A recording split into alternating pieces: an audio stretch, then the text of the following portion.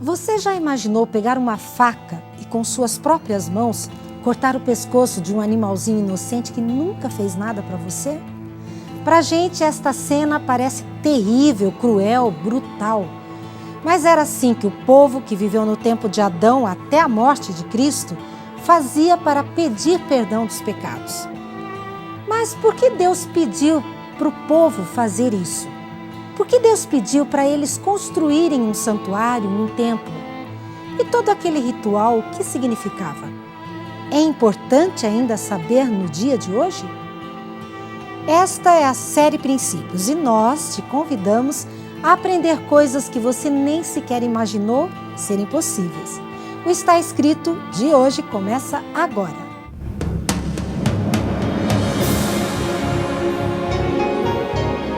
Ele permaneceu através dos tempos. O livro de Deus, a Bíblia. Indispensável em nosso mundo complexo. Está escrito. Transmitindo esperança ao redor do mundo. Apresentado por Fernando Iglesias. Esse é o mundo em que vivemos. Bilhões de habitantes. Pessoas de raças e países diferentes. Gente clara, gente morena, gente vermelha, gente amarela, gente de olhos puxados, gente gelada, gente quente, fervendo de calor. Gente fervendo de fé também. Fé em tudo. Em ídolos, em vacas, em almas desencarnadas, milhares de religiões.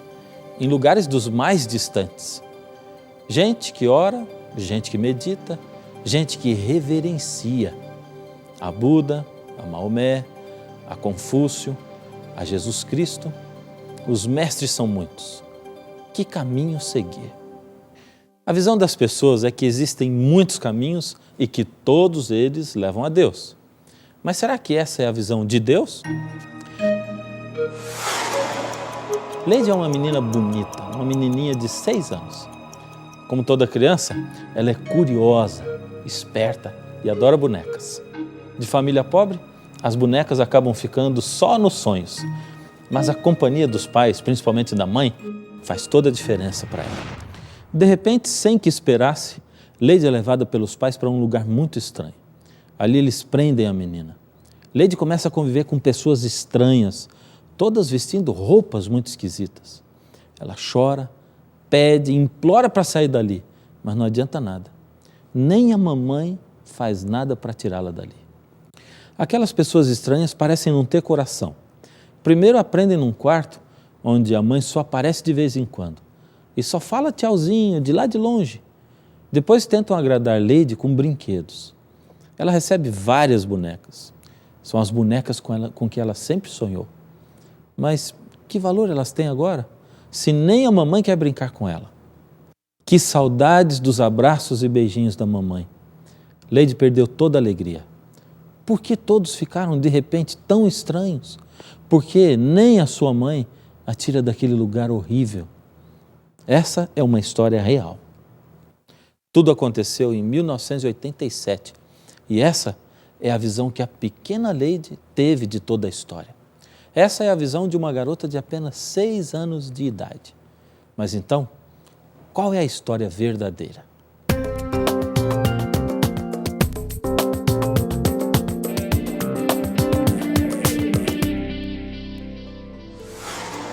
Roberto era catador de papel e ficou sabendo que havia uma peça de chumbo de muito valor nas antigas dependências do Instituto de Radioterapia na cidade de Goiânia. Com a ajuda do amigo Wagner, Roberto consegue remover partes da peça. Era o dia 13 de setembro de 1987. Usando um carrinho de mão, os dois levaram a peça para um local no centro da cidade. No dia 18 de setembro, Devair, dono de um ferro velho, compra a peça.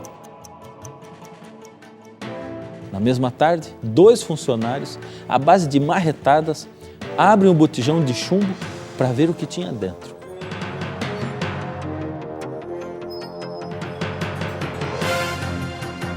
E Devair se encantou com o intenso brilho azul daquele pó. Admirado, levou o material para casa.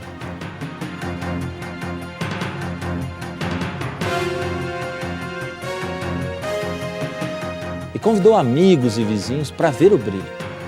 Devair distribuiu porções do pó entre os familiares dele. Ivo Alves, irmão de Devair, carregou uma porção no bolso da sua calça.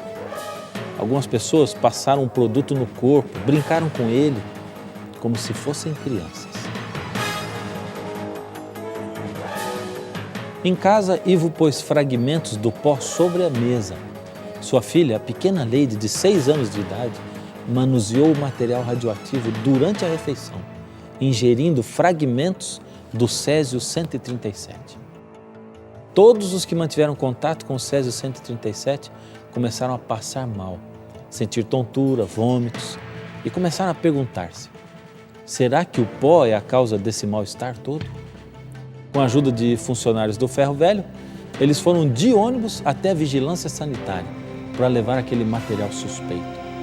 A Secretaria de Saúde foi comunicada da existência da estranha peça e o físico Walter Mendes confirmou que o material era radioativo. A Comissão Nacional de Energia Nuclear foi avisada. Devair e seus familiares foram convencidos a deixar suas casas. As vítimas foram levadas para o Hospital de Doenças Tropicais e as que se encontravam em melhores condições foram monitoradas no Estádio Olímpico.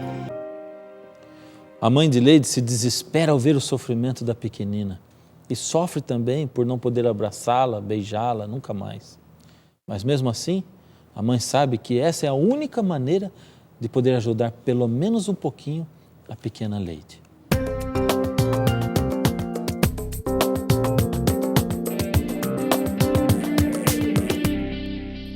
Da mesma forma que Leide teve que ficar no isolamento por causa de estar contaminada, nós também ficamos contaminados por causa do pecado. A mãe de Leide, desesperada, fica assistindo de longe o sofrimento da menina. Na visão da pequena Leide, a mãe a havia desamparado com pessoas terríveis. Na visão da mãe, deixar Leide no isolamento seria a única maneira de ajudá-la a viver. Embora alguns seres humanos vejam Deus como Leide via sua mãe e pensem que Deus os desamparou, Deus sofre em não poder colocar todo o seu poder e toda a sua força à nossa disposição hoje, pois esse mundo está sob o domínio do pecado até que Jesus venha. Mas Ele espera ansiosamente que nós passemos por esse período de isolamento nesta terra, para que possamos voltar para casa com Ele. Pais e filhos enxergam a vida de maneiras muito diferentes. Assim também, a visão de Deus é muito diferente da nossa visão. Nós enxergamos um mundo estranho, cheio de problemas, mas também cheio de prazeres. Um mundo confuso, às vezes lindo, muitas vezes desesperador. Em nosso mundo desesperador, as pessoas estão sempre procurando uma saída. Elas procuram meio confusas, porque parece que existem várias saídas. Existem tantos mestres, tantos deuses e não deuses. Primeiro ficam confusas, depois pensam: já sei, são muitos caminhos, mas todos levam a Deus. Basta falar de amor. Se falar de amor, é de Deus. Essa é a visão do mundo que nós, filhos, temos. Essa é uma visão como uma pequena Leide tinha. Deus não vê assim. Ele vê a verdade como um todo. Ele não vê o mundo confuso como nós vemos, um mundo cheio de teorias e caminhos onde todos levam a Ele mesmo. Deus vê que no meio de muitas mentiras existe apenas uma verdade, a verdade de Deus. E qual é a verdade que Deus vê? Deus vê que Ele criou filhos perfeitos, parecidos com Ele, com liberdade de escolha e que por espontânea vontade se afastaram da fonte da vida, que é Deus, e por isso foram contaminados, desligados da vida e condenados à morte. Deus vê que Ele mesmo decidiu entregar-se em nosso lugar para morrer por nós, filhos rebeldes. Ele vê que ensinou a Adão que Adão deveria lembrar disso o tempo todo e que só existe salvação no Cordeiro de Deus, o Cristo que viria morrer por Adão e por toda a humanidade. Deus precisava impressionar o coração de Adão. Por isso, Adão deveria sempre derramar o sangue de um cordeiro pelo perdão dos seus pecados. Deus viu também os seus filhos se afastarem dele, pensando que existiam muitos caminhos e que todos levam a Deus. Ele viu seus filhos se misturando com os egípcios, adorando ídolos, deuses como o sol, o rio Nilo, adorando animais. E tudo isso acontecia apesar de ele mostrar que o único caminho para a salvação seria sempre o Cordeiro que representava Jesus que viria a morrer.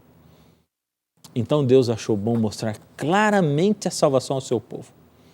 Viu que seria bom tirar o povo do Egito e que para eles aprenderem melhor o caminho da salvação, seria bom se Deus pudesse morar junto deles. Então Deus mandou Moisés construir um santuário. Isso está escrito aqui na Bíblia, em Êxodo, no capítulo 25, no verso 8. E me farão um santuário para que eu possa habitar no meio de vós. Deus estava tentando desesperadamente impressionar o coração do ser humano, para que ele se lembrasse de que só existe salvação no sangue de Jesus que ainda seria derramado na cruz. O único meio, o único jeito de mostrar isso tudo foi usar um santuário. A vontade de Deus era santificar o povo de tal maneira que um dia Deus pudesse novamente caminhar e estar face a face com o seu povo.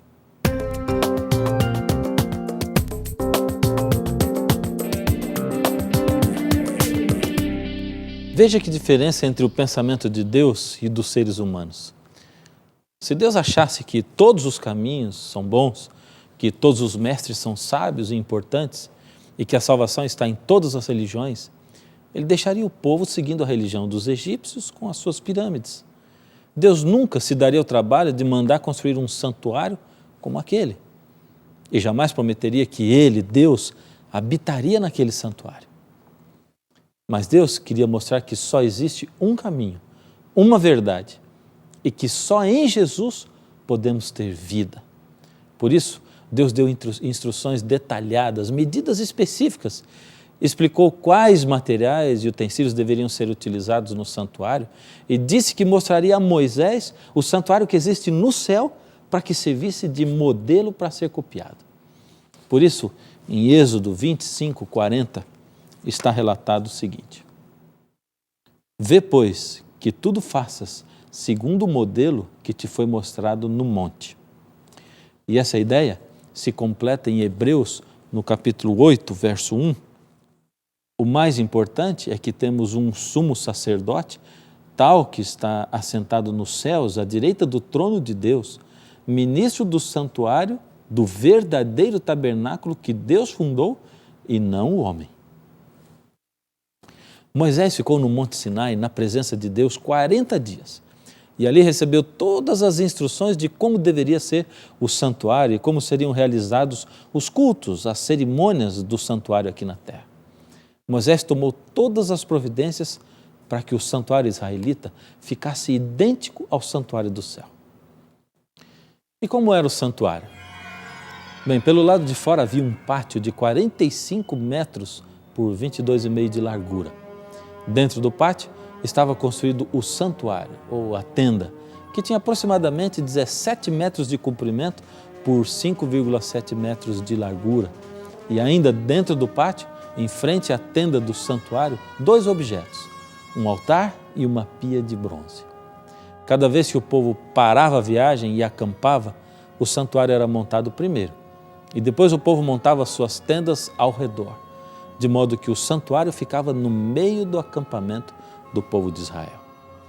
A parte interna da tenda era dividida em 2 cômodos. O primeiro era chamado de lugar santo, e dentro dele havia 3 móveis. Um castiçal com 7 lâmpadas, uma mesa com 12 pães sem fermento e um altar de incenso, que ficava em frente ao véu que separava o lugar santo do próximo compartimento. A última parte, que também era a mais reservada, esse último compartimento, era chamado de lugar santíssimo. No lugar santíssimo havia um móvel chamado de arca.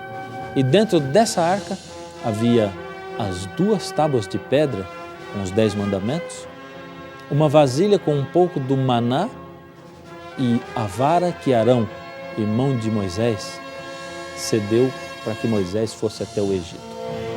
Em cima da arca tinha uma tampa de ouro e em cima da tampa tinha uma escultura com 2 anjos, querubins, de asas abertas, um em frente do outro. Quando Deus disse a Moisés que ia habitar no santuário, ele estava prometendo a sua presença física, e isso acontecia mesmo, pois acima da tampa da arca aparecia uma luz sobrenatural, ou seja, sem que ninguém acendesse, sem que houvesse nenhum tipo de fogo. Essa luz era produzida pela presença de Deus e se chamava Shekinah. Como Deus estava presente naquele santuário, a entrada no santuário era muito restrita. Havia regras muito rígidas, sérias, para se entrar no santuário. As regras eram as seguintes: o povo, ou seja, o pecador, só podia entrar até o pátio. No lugar santo, só podiam entrar os sacerdotes. Os sacerdotes eram os homens separados para trabalhar para Deus ali no santuário, no templo. E no lugar santíssimo, só o sumo sacerdote poderia entrar. O sumo sacerdote era o principal, o chefe dos sacerdotes. Alguém muito achegado a Deus, separado só para aquele serviço. Segundo a ordem do próprio Deus, em Êxodo 27, de 12 a 16, a tenda do santuário deveria ser sempre montada de forma que a entrada do santuário deveria estar sempre virada para o leste.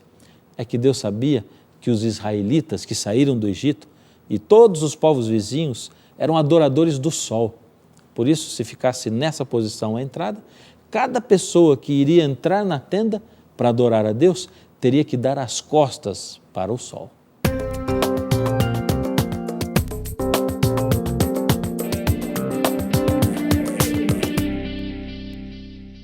Aqui é que está a grande diferença entre Deus e a maioria das pessoas.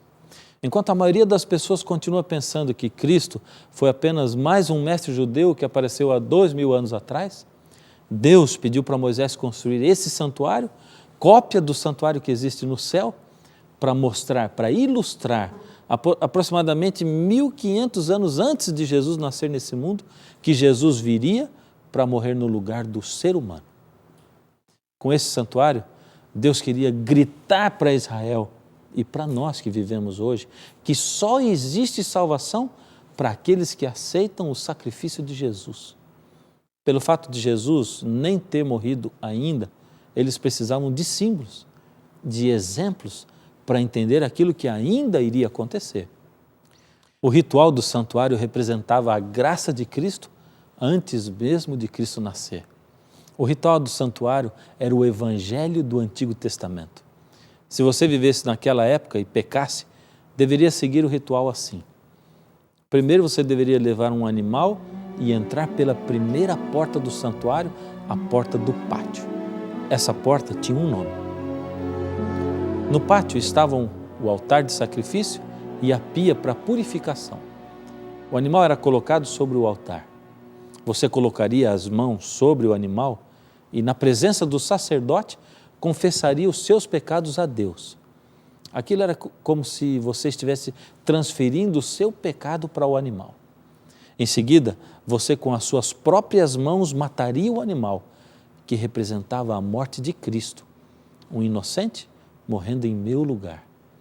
Então entregaria o animal morto ao sacerdote e a partir daí, como você não podia mais entrar no santuário, o sacerdote seria o seu intercessor, o seu representante. Agora, tudo estava nas mãos do sacerdote, que recolhia o sangue, purificava-se na pia do lado de fora e entrava no santuário. Para isso, ele tinha que passar pela porta que separava o pátio do lugar santo. Essa segunda porta também tinha um nome. Ali no lugar santo, o sacerdote encontrava os 12 pães sem fermento, o castiçal com 7 lâmpadas e o altar de incenso. Os 12 pães representavam a Jesus, o pão da vida. Mas quem deve levar o pão da vida às pessoas é o povo de Deus. E aí entra o número 12, que era o número das 12 tribos de Israel, os 12 filhos de Jacó. Aliás, esse também foi o número dos 12 discípulos de Cristo. E o castiçal com 7 lâmpadas representava a Jesus, a luz do mundo, mas também a igreja de Deus, aquela que seria responsável por levar a luz da verdade, que é a palavra de Deus, ao longo da história do mundo. O altar de incenso representava a oração do povo, mas não podemos esquecer que Jesus é o nosso intercessor, nosso sumo sacerdote, como diz em Romanos 8,34. Esse trabalho acontecia todos os dias no santuário.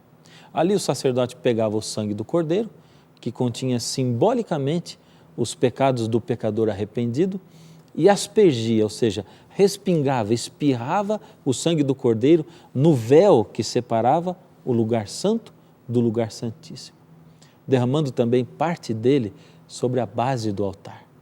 Com esse gesto, o sacerdote passava simbolicamente os pecados do povo, que estava no sangue do cordeiro, para o santuário. E como isso acontecia todos os dias do ano, era como se durante o ano todo o santuário ficasse carregado pelos pecados do povo. Por isso Deus ordenou a Moisés que deveria haver um dia no ano em que o santuário deveria ser purificado. Seria o dia em que todos aqueles pecados que foram acumulados no santuário durante o ano todo seriam retirados, seriam perdoados por Deus e o santuário ficaria purificado. Nesse dia, o sacrifício era sempre às 3 horas da tarde. O dia da purificação era um dia muito especial. Era chamado o dia da expiação. Em hebraico, o Yom Kippur, ou seja, o dia do perdão dos pecados e da purificação do santuário.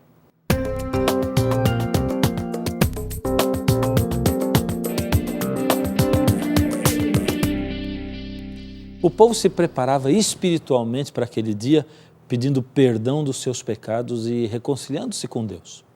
O sumo sacerdote também precisava pedir perdão e se purificar, porque naquele dia ele apareceria diante de Deus. Então, nessa única vez no ano, o sumo sacerdote passava pela primeira, pela segunda e pela terceira portas do santuário e ia até o lugar santíssimo. Bem, a terceira porta também tinha um nome. Ao passar pela terceira porta, o sacerdote se colocava na real presença de Deus, que estava ali, manifestada fisicamente através daquela luz chamada Shekinah. Você consegue perceber que coisa fantástica acontecia ali?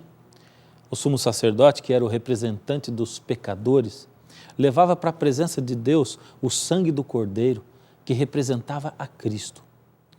Ali na presença de Deus, ele dizia mais ou menos assim: Senhor, todos nós nos afastamos do Senhor.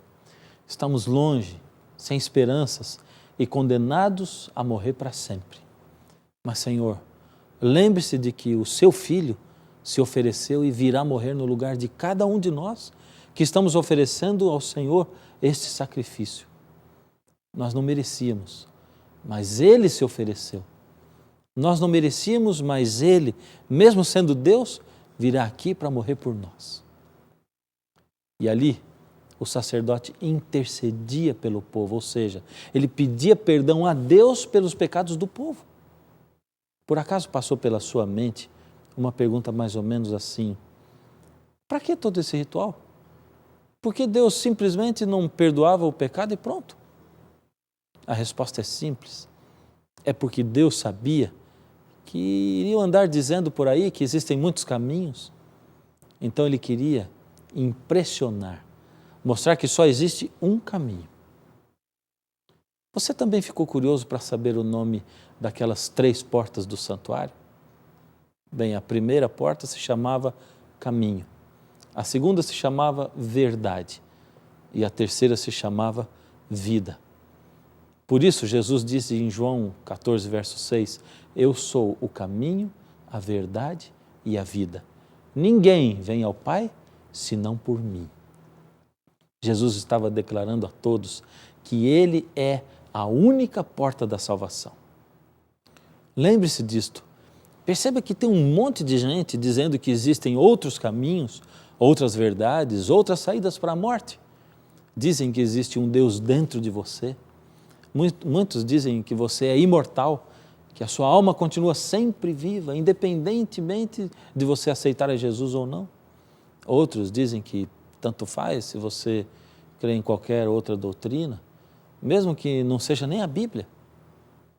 Jesus continua dizendo: eu sou o caminho, a verdade e a vida.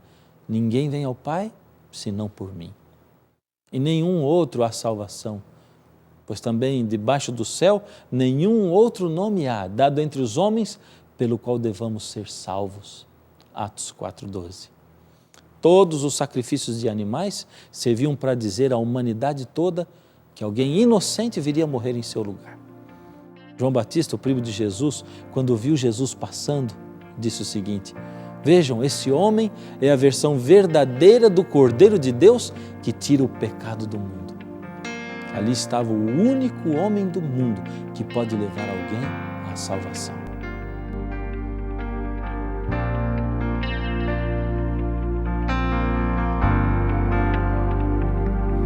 Em sacrifício, o sangue deu, como cordeiro, Cristo morreu. Quando o pecado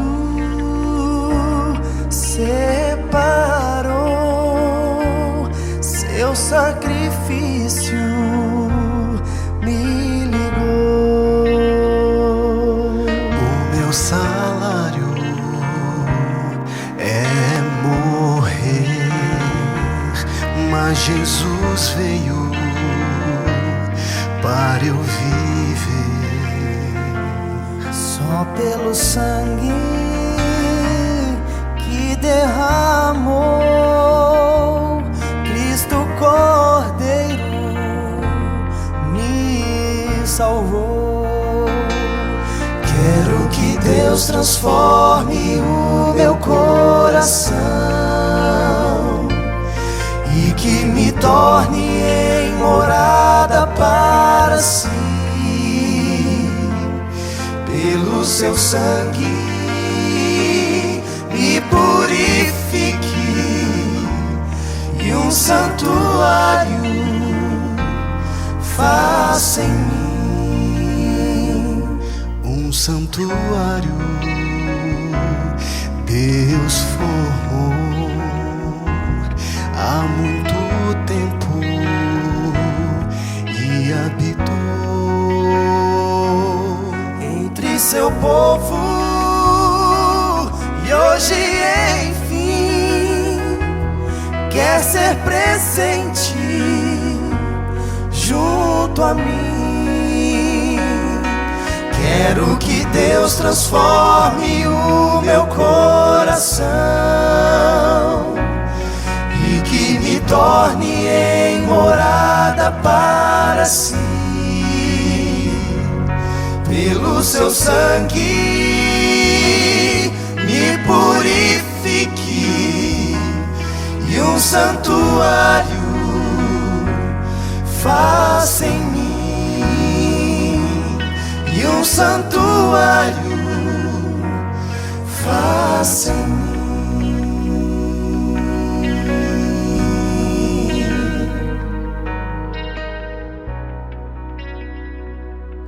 Aquele ritual do santuário era impressionante, mas mais impressionante foi o verdadeiro ritual do santuário. Foi o Senhor Jesus morrendo na cruz, o altar verdadeiro. O altar feito aqui no pátio do santuário celeste, que é a terra. Porque Deus queria impressionar você com a maneira, com o caminho pelo qual nós podemos nos salvar. Deus quer um compromisso.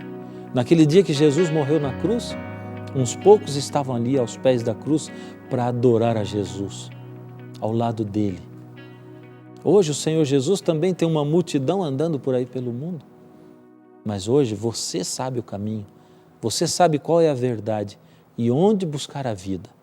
Por isso é hora de você tomar a sua decisão. Jesus quer um compromisso de verdade com você.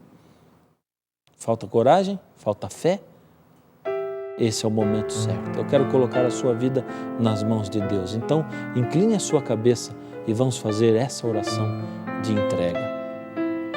Senhor Deus, nesse momento, quando ficamos sabendo que só existe um caminho, uma verdade, uma maneira de alcançarmos a vida, e que esse caminho, essa verdade e essa maneira são o Senhor Jesus, queremos entregar a nossa vida nas suas mãos, Senhor.